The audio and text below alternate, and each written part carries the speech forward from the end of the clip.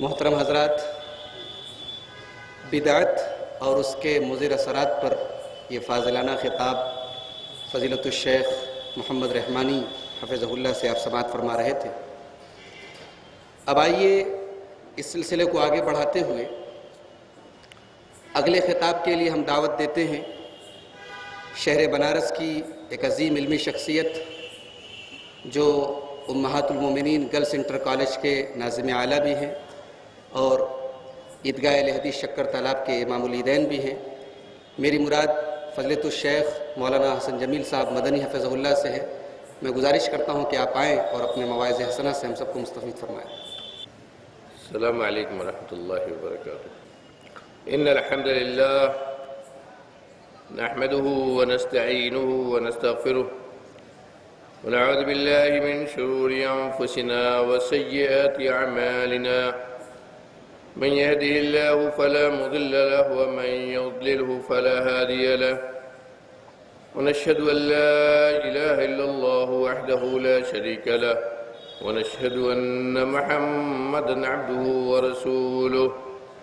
يا أيها الذين آمنوا اتقوا الله حق تقاته ولا تموتن إلا وأنتم مسلمون۔ يا أيها الناس اتقوا ربكم الذي خلقكم من نفس واحدة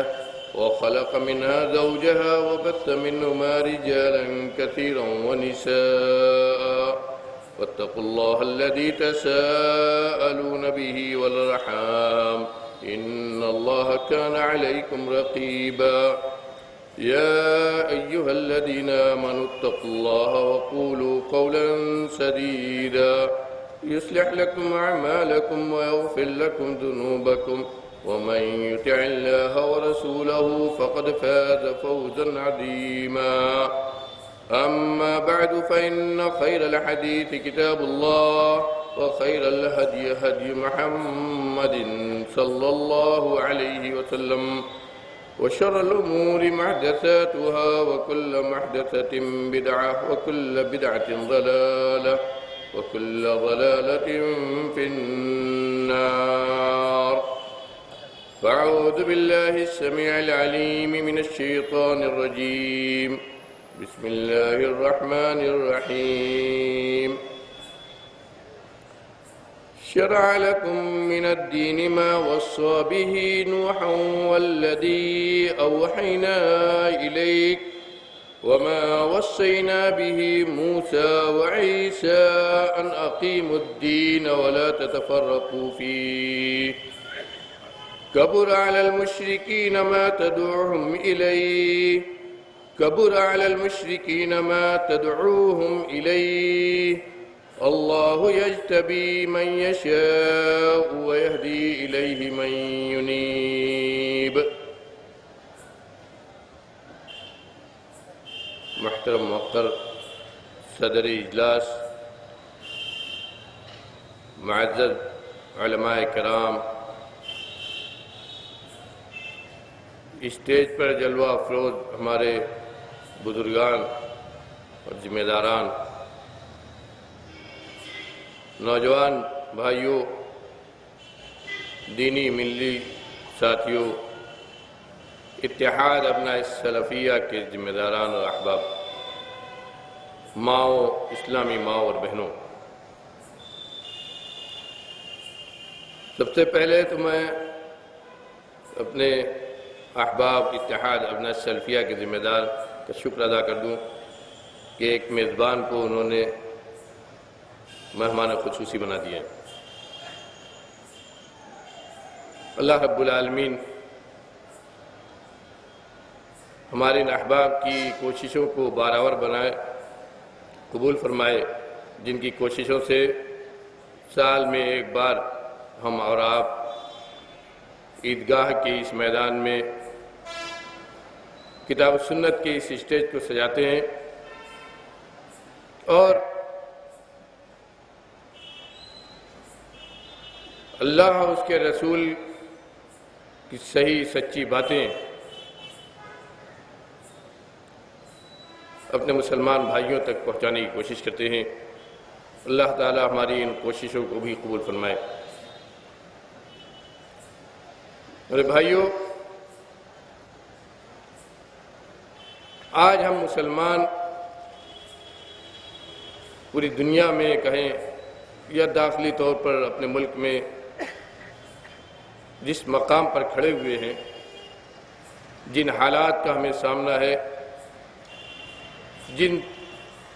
خطرات کو ہم سامنے دیکھ رہے ہیں، کسی سے پوشیدہ نہیں ہے۔ مسلمان ہونے کے ناطے ہم سب یہ ایمان رکھتے ہیں کہ ہم اللہ کے دین کو ماننے والے ہیں، ہم اس دین کے پیروکار ہیں جو اللہ کا بنایا ہوا دین، جس دین کو اللہ رب العالمین نے تمام انسانوں کے لیے، آدم کی تمام اولاد کے لیے جس دین کو اللہ نے منتخب کیا، بنایا، جس کی شریعت اس نے وضع کی، گویا اس طریقے سے انسان کو اس دنیا میں امن، سکون، شانتی اور اطمینان کے ساتھ اللہ کے راستے پر چلنے کا طریقہ عطا کیا، قانون حیات عطا کیا اللہ نے، جس پر چل کر انسان اس دنیا میں پرسکون زندگی گزار سکے۔ یہ اللہ کا قانون ہے جسے اللہ نے دین کہا، اور اس دین کا نام بھی اللہ نے ایک رکھا، اسلام۔ ان الدین عند اللہ الاسلام۔ اسی دین کو اللہ رب العالمین نے تمام انبیاء کے ذریعے اس دنیا تک بھیجا۔ سورہ شورى کی ایک آیت کریمہ میں نے تلاوت کی ہے۔ اس آیت میں اللہ رب العالمین نے اپنے دین کو بیان کیا ہے کہ اس نے جو دین منتخب کیا ہے اور جس دین کو تمام انبیاء کے ذریعے اس دنیا میں بھیجا ہے، وہ دین ہے کیا، اور پھر اس دین پر عمل کرنے کا طریقہ کیا ہے، کہاں سے تم کو ملے گا کہ اس دین پر تم عمل کرو، طریقہ تمہیں کہاں ملے گا، تمہارا منہج کیا ہوگا، اس کی طرف بھی اشارہ کیا ہے، اور یہ بھی بتلا دیا ہے کہ دینی معاملات میں اختلاف سے بچنے کا راستہ کیا ہے۔ حقیقت میں آج کے اس دور میں جو حالات ہمارے سامنے ہیں، اس میں اللہ رب العالمین نے ہم کو ایک پورا طریقہ عطا کر دیا ہے دین کا کہ ہم کیسے اختلاف سے بچیں دینی معاملات میں۔ ابھی آپ نے ہمارے فاضل مقرر، نوجوان فاضل مقرر سے ایک نہایت جامع تقریر سنی۔ اس تقریر میں بھی آپ نے اس بات کو خوب اچھی واضح طور پر سمجھا ہوگا کہ اللہ کا مقرر کیا ہوا اصول اور منہج کیا ہے۔ ایک مسلمان جو اپنے آپ کو مسلمان، اللہ کے دین پر چلنے والا کہتا ہے، اس کے لیے اس دین پر عمل کرنے کا طریقہ کیا ہے۔ آئیے کوئی لمبی چوڑی میں تقریر نہیں کروں گا، ابھی ہمارے پاس ہمارے مہمان مقررین ہیں، ان کو بھی وقت دینا ہے۔ مختصر طور پر آج کے موجودہ حالات میں جس کی طرف ہمارے پچھلے فاضل مقررین نے بھی اشارہ کیا، ان حالات میں ہم حاملین کتاب و سنت، ہم اس جماعت سے تعلق رکھنے والے جو جماعت یہ کہتی ہے کہ ہمارا منہج صرف کتاب و سنت، ہم جو کچھ کہتے ہیں وہ کتاب و سنت پر مبنی ہے، ہمارا عمل وہی ہے جو اللہ کی کتاب قرآن مجید اور اس کی تفسیر نبی کریم صلی اللہ علیہ وسلم کے احادیث کے اندر ہے۔ اس کے باہر کوئی چیز، کسی امام کا قول، کسی عالم کا قول اور کسی بڑے صاحب کی بات اگر اس کے خلاف ہے تو ہمارے یہاں وہ قابل قبول نہیں ہے۔ اس تعلق سے ہمارا طریقہ و منہج آج کے حالات میں کیا ہونا چاہیے، ہم کیا کریں ان حالات میں، اور کس طرح ان حالات کا متفقہ طور پر، متحدہ طور پر کس طرح ان کا ہم مقابلہ کر سکتے ہیں۔ اللہ رب العالمین نے اس آیت کے اندر کیا فرمایا ہے، پہلے آئیے ذرا سا ہم اسی کو دیکھتے ہیں۔ شرع لكم من الدين ما وصى به نوحا والذي أوحينا إليك وما وصينا به موسى وعيسى أن أقيموا الدين ولا تتفرقوا فيه إبراهيم وموسى وعيسى أن أقيموا الدين ولا تتفرقوا فيه شرع لكم اللہ رب العالمین نے تمہارے لیے دین مقرر کیا شرع لکم من الدین ما وصى به نوحا تمہارے لیے وہی دین مقرر کیا اللہ رب العالمین نے جو دین اللہ نے مقرر کیا نوح علیہ السلام اپنے پہلے نبی اپنے پہلے رسول نوح کے لیے جو دین مقرر کیا یہی مسلمانوں سے اللہ کہہ رہا ہے امت مسلمہ سے کہہ رہا ہے نبی کریم صلی اللہ علیہ وسلم کی جو امت ہے اس سے کہہ رہا ہے جن کے اوپر قرآن نازل ہوا ہے شرع لکم من الدین ما وصى به نوح تمہارے لیے اللہ نے وہی دین مقرر کیا ہے جو دین اس نے نوح کے لیے مقرر کیا اور اسی کی تمہارے طرف اے نبی آپ کی طرف بھی اسی دین کی وحی کی گئی گویا نوح کا دین اور نبی آخر الزمان جناب احمد مجتبیٰ محمد مصطفیٰ صلی اللہ علیہ وسلم کے لیے بھی یہی دین جو نوح کے لیے اور آگے کہا وما وصینا به ابراہیم وموسیٰ وعیسیٰ اور اسی دین کی ہم نے وصیت کی اسی دین کو ہم نے مقرر کیا ابراہیم کے لیے بھی موسیٰ کے لیے بھی اور عیسیٰ کے لیے اسی دین کو بعد والے ان نبیوں کے لیے بھی یہی مقرر کیا اور اس دین کے تعلق سے جب یہی دین اللہ نے مقرر کیا ہے سب کے لیے تو اس دین کے تعلق سے تمہیں کو کیا تعلیم دی ہے ان اقیموا الدین ولا تتفرقوا فیہ کہ اللہ کا یہ دین جو تمام انبیاء کے لیے بلکہ تمام انسانوں کے لیے اللہ نے جس مقرر کیا اس دین پر تم سختی سے قائم ہو جاؤ اس کو تم اپنا دین بنا کر اسی پر عمل کرتے رہو اس کو مضبوطی سے تھام لو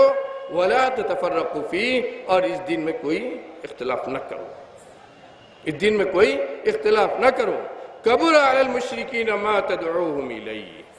اس کے بعد اللہ رب العالمین اپنے نبی سے کہہ رہا ہے کہ مشرکین پر وہ لوگ جو اللہ کے دین کو نہیں مانتے وہ لوگ جو اللہ کے ساتھ شرک کرتے ہیں وہ لوگ جو اس دین کو اللہ کا دین نہیں مانتے ہیں ان کے اوپر بہت بھاری پڑتا ہے وہ چیز بہت بھاری پڑتی ہے وہ چیز جس کی طرف آپ ان کو دعوت دیتے ہیں جس کی طرف آپ ان کو بلاتے ہیں یعنی یہ بھی اشارہ کر دیا اللہ نے کہ تمہارے اس دین کو یہ لوگ جو دین کی مخالفت کر رہے ہیں یہ قبول کرنے والے نہیں ہیں آئیے پہلے ہم شروع سے لیتے ہیں آیت پہ کیا اللہ رب العالمین کہا ان اقیم الدین کہا کہ وہ دین اللہ رب العالمین گویا دین اللہ کی نظر میں ایک ہے سب کا جتنے انسان اس دنیا میں آئے انبیاء کرام نوح علیہ السلام سے لے کر بلکہ آدم علیہ السلام سے لے کر جتنے انبیاء کرام آئے سب کے لیے اللہ نے دین ایک ہی رکھا ان الدین عند اللہ الاسلام دین اسلام اس دین کا نام دین اسلام یہی اللہ کا دین ہے اور یہ بھی واضح کر دیا کہ اس دین کے علاوہ کوئی دین اللہ کا مطلوب اور مقبول بھی نہیں ہے ومن یبتغی غیر الاسلام دینا فلن یقبل منہ اس دین کے علاوہ جو بھی دین آدمی تلاش کرے گا اس کی پیروی کرے گا چاہے وہ باپ دادا کے رسم و رواج ہو چاہے وہ باپ دادا کا طریقہ ہو چاہے وہ کسی کے قول کی کسی کے کہنے کی بات ہو چاہے وہ کہیں سے اور آیا ہو اور ہمیں وہ پسند آ گیا ہو چاہے دنیا والوں اس دین کے خلاف دنیا والوں کی تہذیب و تمدن ہو کچھ بھی ہو اس دین کے سے باہر اس دین کے علاوہ جو کچھ ہے وہ اللہ کے ہاں مقبول نہیں ہے اللہ کے ہاں وہ مقبول نہیں ہے اس پر کوئی اجر و ثواب نہیں ہے نہ اللہ رب العالمین اس کو پسند کرتے تو سب کا دین تمام انبیاء کا دین ایک ہی ہے اور اس دین میرے بھائیوں اس دین پر قائم رکھنے کا حکم دیا گیا اس دین کی بنیاد کیا ہے اس دین کے اصول کیا ہے حافظ ابن کثیر رحمۃ اللہ علیہ اسی آیت کی تفسیر میں فرماتے ہیں کہ اللہ نے جس طرح دین ایک بنایا اسی طرح دین کا اصول بھی ایک بنایا دین کی بنیاد بھی ایک بنائی ہے سب کے لیے مشترکہ طور پر تمام انسانوں اور تمام نبیوں کے لیے مشترکہ طور پر اس دین کی بنیاد ایک ہی ہے اللہ کی عبادت اور غیر اللہ کی عبادت کا انکار صرف اللہ کی عبادت کی جائے عبادت کا جو بھی عمل ہے وہ صرف اللہ کے لیے رکھا جائے عبادت کی جتنی شکلیں ہیں عبادت کی جتنے مراسم ہیں جن عمل کو عبادت کہا جاتا ہے وہ صرف اور صرف اللہ کے لیے ہو غیر اللہ کا کہیں اس میں کوئی ذکر نہ ہو اللہ رب العالمین نے صاف طور پر فرمایا وما بعد وَلَقَدْ أَرْسَلْنَا فِي كُلِّ أُمَّةٍ رَسُولًا أَنِ اعْبُدُوا اللَّهَ وَاجْتَنِبُوا الطَّاغُوتَ وَلَقَدْ بَعَثْنَا فِي كُلِّ أُمَّةٍ رَسُولًا أَنِ اعْبُدُوا اللَّهَ وَاجْتَنِبُوا الطَّاغُوتَ کہ ہم نے ہر امت کے اندر رسول نبی بھیجا ہے، ہر امت کے اندر رسول اور نبی بھیجا ہے، اور ہر رسول نے اسی بات کی دعوت دی، سب نے مشترکہ طور پر سب نے اس کی دعوت دی کہ اللہ کی عبادت کرو،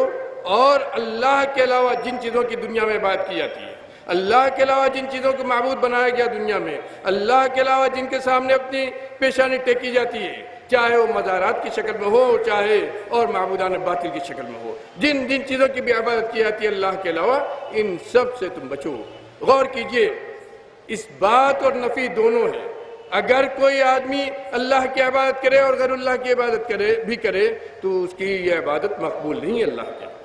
اس بات اور نفی دونوں ہے، یعنی اللہ کی عبادت اور غیر اللہ کی عبادت کا انکار، اللہ کی عبادت اور غیر اللہ کی عبادت کا انکار۔ اگر کوئی آدمی ایک سمجھے کہ ہم اللہ کی عبادت کریں اور غیر اللہ کو بھی اس میں شریک رکھے رہیں تو اس کی عبادت اللہ کے مقبول نہیں ہوگی۔ یہی سب سے بڑی بنیاد ہے، سب سے پہلی اور بنیادی چیز ہے اللہ کے اس دین کی، اسی پر اللہ کے دین کی بنیاد ہے۔ اور اللہ کے اس دین پر عمل کرنے کا طریقہ کیا ہے؟ اللہ کے اس دین پر عمل کرنے کا طریقہ کیا ہے؟ حافظ ابن کثیر رحمۃ اللہ علیہ وہی فرماتے ہیں کہ اس دین پر، اللہ کی شریعت پر، اللہ نے جو قانون انسانوں کے لیے منتخب کیا ہے جسے دین اسلام کہا ہے، اس پر عمل کرنے کا طریقہ کیا ہے کہ رسول کی اتباع کی جائے۔ کیوں؟ اس لیے کہ اس دین کو، اللہ کے دین کو لانے والے یہی انبیاء و مرسلین، یہی پیغمبر ہیں، یہی اللہ کے قاصدین ہیں جو اللہ کے دین اس دنیا تک لائے، اور اللہ کے دین کو جاننے کے لیے ضروری ہے کہ ان انبیاء اور ان مرسلین کے راستے کو اپنایا جائے۔ اگر کوئی آدمی ان انبیاء کے راستوں کو نہیں اپناتا ہے تو پھر وہ اللہ کے دین پر عمل نہیں کر سکتا۔ اور اس کی پوری وضاحت ہم سے پہلے جو تقریر آپ نے سنی تفصیل کے ساتھ، دین سے بھٹکنے کی وجہ وہ اس پر غور کرتے چلیے۔ رسول کی اطاعت کا اللہ نے حکم دیا ہے، رسول کی اطاعت کا اللہ نے حکم دیا۔ اللہ تعالیٰ خود ہی صاف صاف کہتا ہے وَمَا أَرْسَلْنَا مِن رَّسُولٍ إِلَّا لِيُطَاعَ بِإِذْنِ اللَّهِ۔ جتنے رسول بھی اس دنیا میں آئے سب کے سلسلے میں اللہ کا ایک ہی حکم، إِلَّا لِيُطَاعَ بِإِذْنِ اللَّهِ، کہ اللہ کے حکم سے اس کی اطاعت کی جائے۔ گویا اللہ کا جس طرح یہ حکم ہے کہ اس کی شریعت پر عمل کیا جائے، اسی طرح اللہ کا یہ بھی حکم ہے کہ شریعت پر عمل کرنے کے لیے رسول کی اطاعت کی جائے۔ اگر رسول کی اطاعت نہیں کی جاتی ہے تو اللہ کی شریعت پر عمل نہیں ہو سکتا ہے۔ اسی لیے یہ بھی صاف صاف کہا کہ جو آدمی رسول کی اطاعت کرے، مَن یُطِعِ الرَّسُولَ فَقَدْ أَطَاعَ اللَّهَ، جو آدمی رسول کی اطاعت کرے تو اس نے اللہ کی اطاعت کی،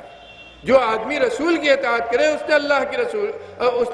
اطاعت کی۔ اور اسی لیے نبی کریم صلی اللہ علیہ وسلم نے بہت صاف صاف کہا کہ جو آدمی میری اطاعت کرے، من اطاعنی فقد اطاع اللہ ومن عصانی فقد عصى اللہ، جو آدمی میری اطاعت کرتا ہے وہ اللہ کی اطاعت کرتا ہے، اور جو میری نافرمانی کرتا ہے وہ اللہ کی نافرمانی کرتا ہے۔ یعنی براہ راست بالکل ڈائریکٹ معاملہ ہے۔ اگر ہم اللہ کے دین پر عمل کرنا چاہتے ہیں، اگر ہم چاہتے ہیں کہ اللہ شریعت پر عمل کریں، اگر ہم یہ چاہتے ہیں کہ اللہ کا دین اس دنیا میں قائم ہو، تو ہمیں اللہ کے رسول کے طریقے کو اپنانا ہوگا۔ اسی لیے اللہ کے رسول کو پورے طور پر آئیڈیل کے طور پر ہمارے لیے مقرر کر دیا گیا، آئیڈیل کے طور پر مقرر کر دیا گیا کہ تمہارے لیے دین پر عمل کرنے کے لیے کا ایک ہی طریقہ ہے، یہی نمونہ ہے، یہی تفسیر ہے دین کی، یہی تشریح ہے دین کی کہ رسول کے طریقے کو اپناؤ۔ اس کے علاوہ اور کوئی راستہ نہیں ہے کہ اللہ کے دین پر عمل کرو۔ میرے بھائیوں، یہی اصول ہے، یہی منہج ہے ہم حاملین کتاب و سنت، اسی کی ہم دعوت دیتے ہیں۔ اور آج کا ہمارا اسٹیج، ہم یہ جو اسٹیج سجاتے ہیں، اس اسٹیج کی بھی یہی دعوت ہے کہ میرے بھائیوں آؤ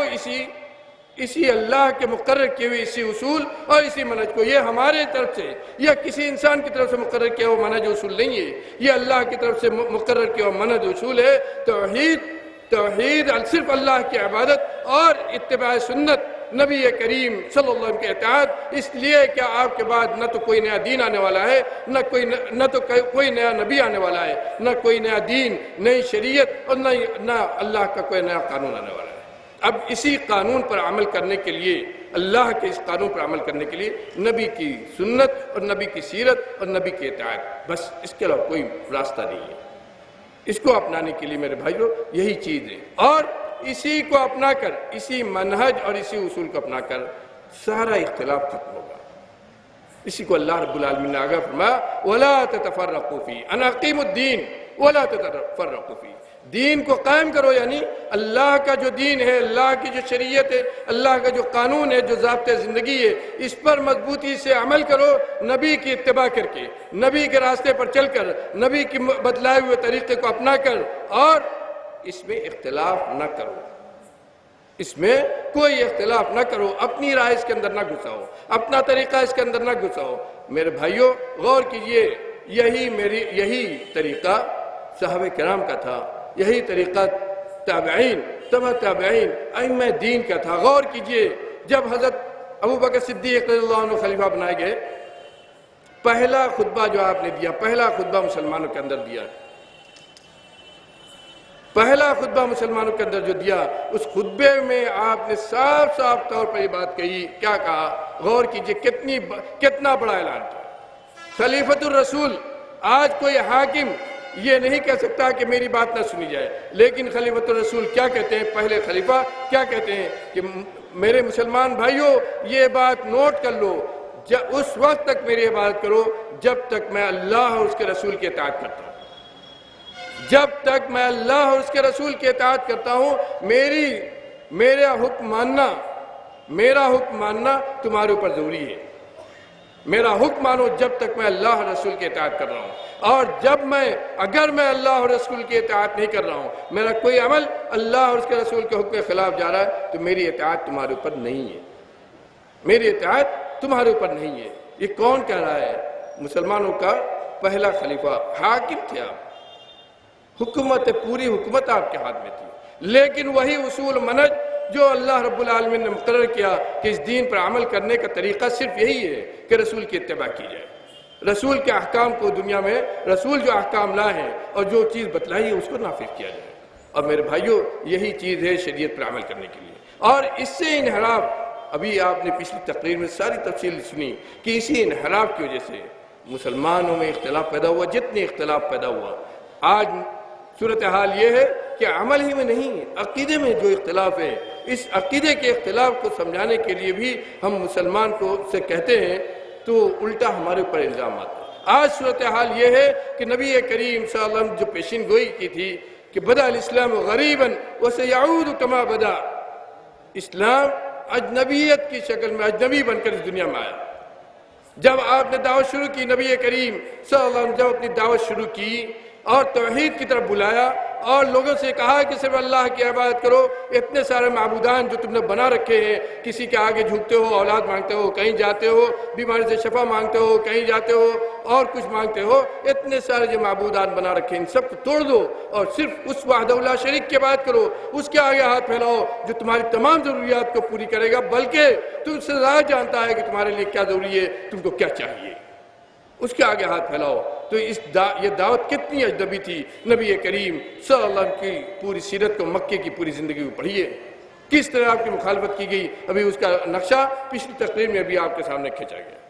یہ اجنبیت کی وجہ تھی، اجنبیت کی وجہ سے تھی کہ سب نے اس کی مخالفت کی، اور آپ نے فرمایا کہ پھر ایک زمانہ ایسا آئے گا وَسَيَعُودُ كَمَا بَدَا، جیسے شروع میں اسلام اجنبی تھا، جیسے شروع میں اسلام اجنبی تھا، لوگ نہیں پہچان پاتے تھے، ایسے ہی ایک وقت آئے گا کہ پھر اسلام اجنبی ہو جائے گا، سنت بدعت ہو جائے گی اور بدعت سنت بن جائے گی، شرک اسی کو توحید سمجھا جانے لگے گا، اور جو اصل توحید ہے وہ اس کو چھوڑ دیا جائے گا،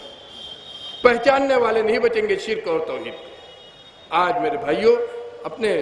مسلم معاشرے کو کہیں اور جانے کی ضرورت نہیں، مسلم معاشرے ہی کو پر نظر ڈالیے اور دیکھیے کہ ہم کہاں پہنچے ہوئے ہیں، اور اسی کا دین ہے کہ آج عورتوں کے حقوق کے تحفظ کی بات وہ لوگ کرتے ہیں جن کے خود اب ان کی اپنا عورتیں محفوظ نہیں ہیں۔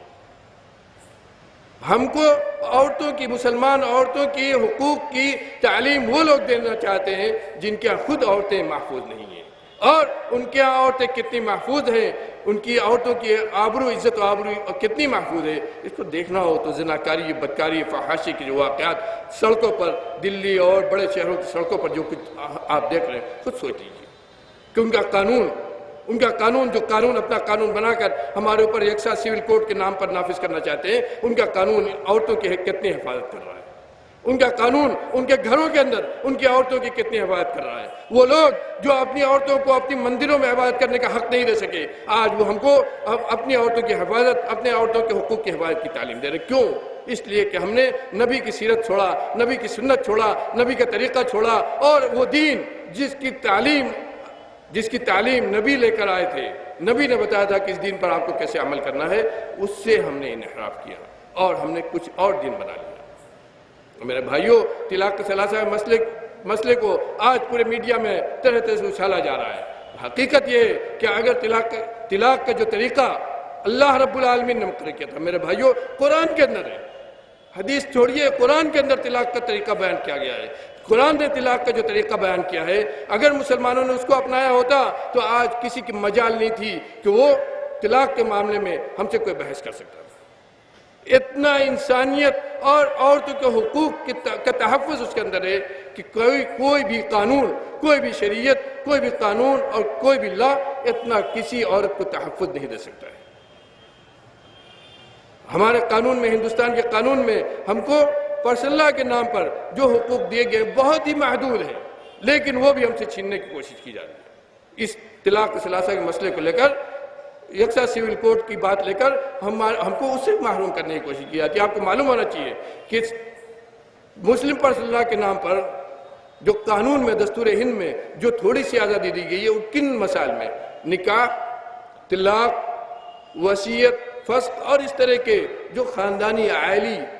جو نظام اسلام نے دیا ہے، اس کے تعلق سے صرف چیزیں ہیں۔ باقی جتنا اسلام کا قانون، اسلام تو اللہ کا وہ دین ہے جس نے ہمیں تمام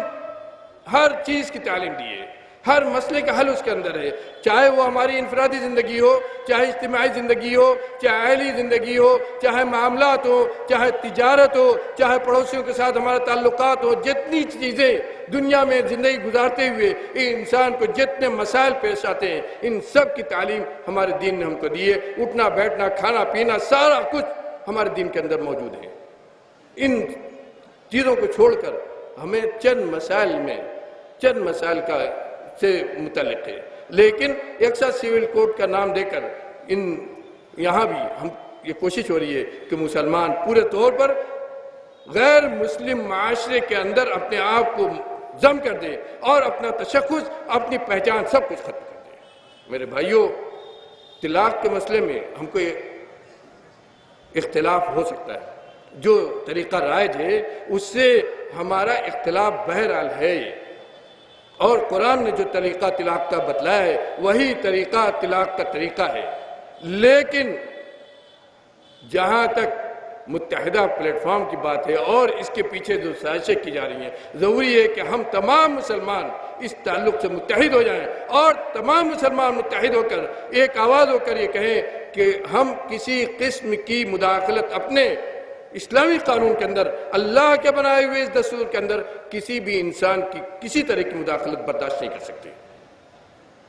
ہم کو اگر اس کے اندر اصلاح کی ضرورت ہے تو ہمیں اللہ رب العالمین نے قرآن اور حدیث کی شکل میں ایک ایسا دستور حیات دیا ہوا ہے کہ ہم اس کی روشنی میں جا کر اپنے مسائل کو حل کر لیں اور اپنے تمام اختلافات کو ختم کر لیں اور اپنی اصلاح کر لیں۔ اصلاح کے لیے ہمارے لیے یہ دونوں چیزیں، اللہ رب العالمین کی کتاب اور نبی کریم صلی اللہ علیہ وسلم کی سنت، یہ ہمارے لیے کافی ہے، اور انشاءاللہ اس سے ہم ہدایت حاصل کر لیں گے۔ اللہ رب العالمین نے اسی آیت کے اندر بہت صاف کہہ دیا ہے، اللہ یجتبی من یشاء ویہدی الیہ من ینیب۔ اگر ہمیں ہدایت دینا اللہ کو مقصود ہے اور اللہ کو مقصود ہے کہ قوم مسلم پھر دین اسلام کی طرف لوٹ آئے، تو اللہ رب العالمین ضرور ہمارے دین کو ہمارے دلوں کو اپنے دین کی طرف موڑ دے گا۔ وہی منتخب کرتا ہے جس کو ہدایت دینا چاہتا ہے۔ ہدایت دینا،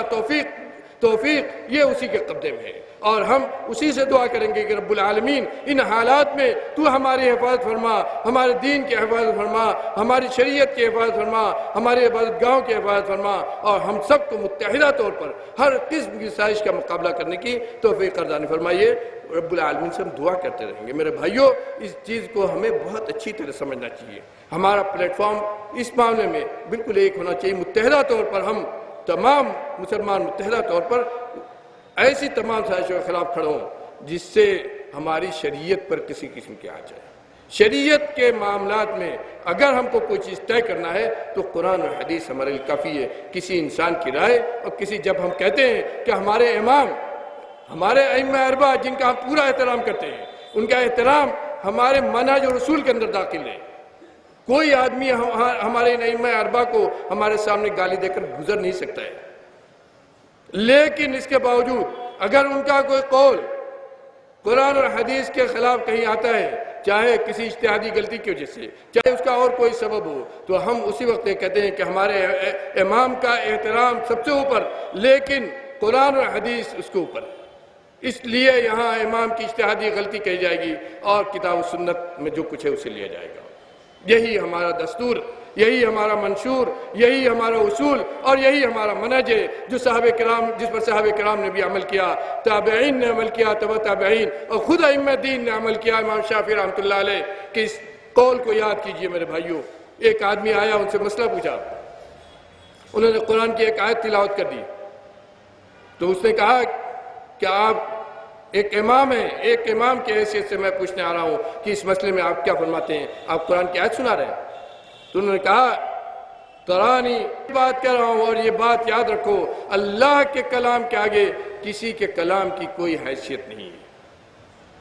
یہ اصول و منہج ان ائمہ نے بھی ہمیں دیا ہے. اور میرے بھائیوں، یہی ہماری دعوت ہے، یہی ہماری دعوت ہے. ہم کبھی اس کو قبول نہیں کر سکتے کہ کتاب و سنت کے خلاف کوئی چیز قبول کی جائے. لیکن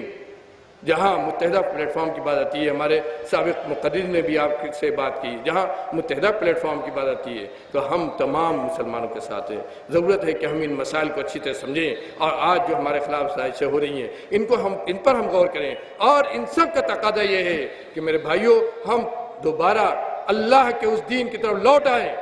جس دین کو اللہ نے ہم سب کے لیے منتخب کیا، اور یہ کہا کہ اس کو تمہارے لیے ہم نے پسند کر لیا. تو اللہ کے پسند کی ہوئی اس دین کی طرف دوبارہ لوٹ آئیں، اور اس پر عمل کرنے کا جو طریقہ ہے، نبی کریم صلی اللہ علیہ وسلم کی سنت، نبی کریم صلی اللہ علیہ وسلم کی سیرت، آپ کا اسوہ، اس کو ہم اختیار کریں اور صحیح معنی میں اپنے آپ کو مسلمان بنائیں. ورنہ یاد رکھیے، اللہ کا دستور اس دنیا میں سیدھا سیدھا ہے. اللہ کا دستور اس دنیا میں بہت سیدھا ہے. ان اللہ لا یغیر ما بقوم حتی یغیروا ما بانفسہم. اللہ تعالیٰ کسی بھی قوم کی میں تبدیلی نہیں لاتا ہے. اللہ تعالیٰ کسی بھی قوم کی حالت کو نہیں بدلتا ہے جب تک کہ وہ قوم اپنی حالت کو خود بدلنے کے لیے تیار نہ ہو جائے، خود کوشش نہ کرے اپنی حالت کو بدلنے کے لیے. اللہ تعالیٰ سے دعا ہے کہ ہم کو نیک عمل کی توفیق دے، ہم کو حالات کو سمجھنے اور حالات کا مقابلہ کرنے کی توفیق عطا فرمائے. بہرحال تو ہم تمام مسلمانوں کو کتاب سنت کے پلیٹ فارم پر اکٹھا کر دے. نبی کریم صلی اللہ علیہ وسلم سنت کی محبت ہمارے اندر پیدا کر دے. نبی کریم صلی اللہ علیہ وسلم سیرت کی محبت ہمارے اندر پیدا کر دے. ہم کو صحیح معنی میں موحد بنا دے اور سنت کا متبع پیروکار بنا دے. بار الہ جب تک دنیا زندہ رکھ، اسلام پر قائم رکھ، اپنے نبی کی سنت پر چلنے والا بنا کر رکھ، اور اس دنیا سے جانے کا وقت ہے. تیرا کلمہ کیا کلمہ توحید لا الہ الا اللہ ہمارے زبان پر ہو.